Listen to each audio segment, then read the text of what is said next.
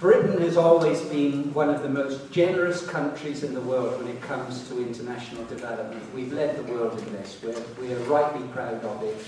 And very much of the aid that has been sent from this country through charities has very often been relatively small contributions by relatively poor people who have been very generous because of our concern for countries around the world.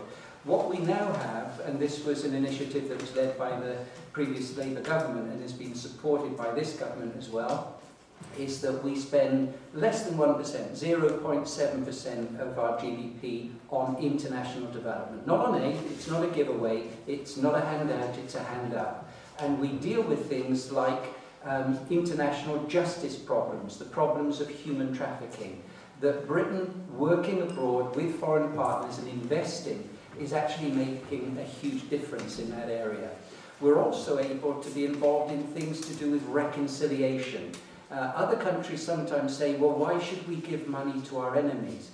Actually, part of Britain's influence in the world is that we've actually had influence to bring about reconciliation between warring countries because of the way that we've used our international development aid. The Labour government brought in the Department for International Development, and that's where this money is spent, with extraordinarily wise, evidence-based partnerships, which around the world are meaning that Britain has a place of leadership where we wouldn't otherwise be able to go.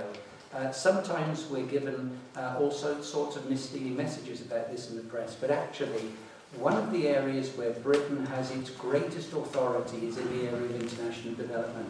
And other agencies, global agencies like USAID, follow the way that we do it because it's done more efficiently than by any other country in the world.